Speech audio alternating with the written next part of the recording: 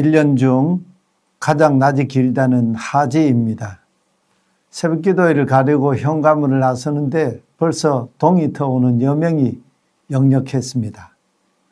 사계절과 자연을 운행하시는 하나님의 창조 섭리에 온천하 만물 우러러 다 주를 찬양하여라 할렐루야 할렐루야 감사의 찬송을 부르지 않을 수 없었습니다. 우리가 사는 이 시대를 뭐라고 표현하면 좋겠습니까? 사무엘이 역사 무대에 등장하던 시대는 여호와의 말씀이 희귀한 시대였습니다. 그런데 이 말씀을 곱씹어 보면 참 기가 차는 말씀이죠. 그 시대라고 이스라엘 백성들에게 하나님의 말씀이 없었던 시대가 아니지 않습니까? 하나님의 말씀은 이미 출애굽 시대 시내 광야에서 하나님의 사람 모세를 통해서 십계명을 비롯하여 하나님 말씀을 다 주셨지 않습니까? 이 말씀이 이스라엘 백성들을 떠난 적이 단 한 번이라도 있었습니까? 그런데 어찌 사무엘이 어린 시절에는 이스라엘의 하나님 말씀이 희귀했다고 합니까?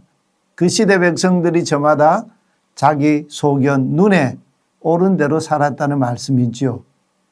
그런 시대에 다시 하나님의 말씀이 임하면서 시대를 깨우치는 사건이 일어났습니다. 하나님의 말씀을 경멸하는 자들이 시대를 이끌어갈 때 다시 하나님 말씀에 귀 기울여 듣고 순종하는 사람을 부르시는 사건이죠.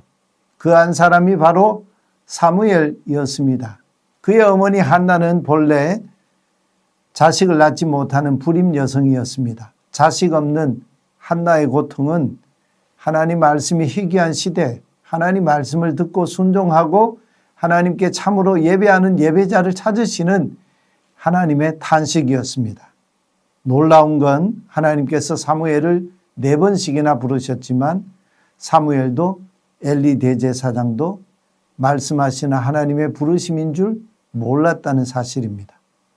실로 성막의 엘리 대제사장도 하나님 말씀을 들은 지가 너무 오래여서 하나님의 부르심을 듣지 못했습니다.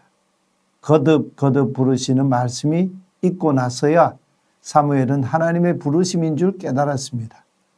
여호와여 말씀하옵소서 주의 종이 듣겠나이다며 응답하지요.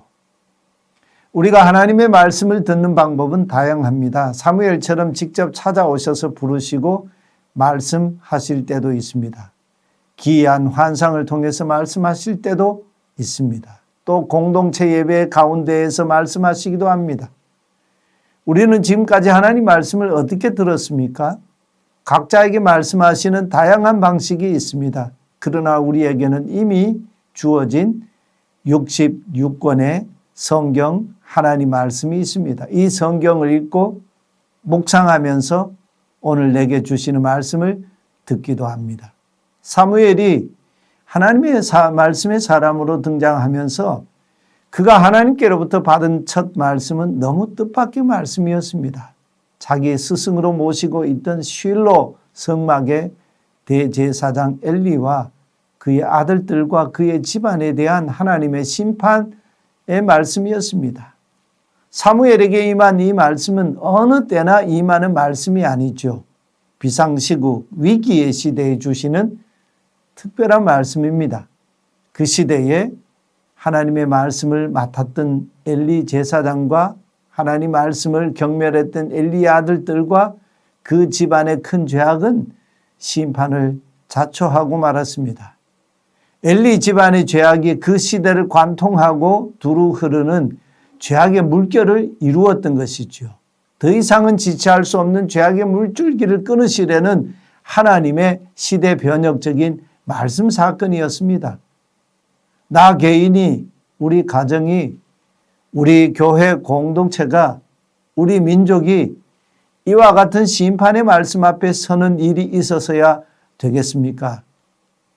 얼마나 다급하셨으면, 얼마나 기다리셨으면 아직 하나님의 등불이 꺼지지 않은 그 새벽녘 즈음에 어린 사무엘을 4번씩이나 거듭 부르시면서 이 심판의 말씀을 듣게 하셨겠습니까? 산상수훈을 주신 예수님께서 누구든지 나의 이 말을 듣고 행하는 자는 그 집을 반석 위에 지은 지혜로운 사람 같으리니 비가 내리고 창수가 나고 바람이 불어 그 집에 부딪히되 무너지지 아니하나니 이는 그 주초를 반석 위에 놓은 까닭이라 하셨습니다. 하나님의 말씀을 경멸하는 이 시대 속에서 다시 말씀의 사람으로 서서 시대의 어둠을 밝히며 하나님 나라의 시민으로 세상을 분별하며 살아가는 저와 우리 모든 성도님 되시기를 소망합니다. 아멘.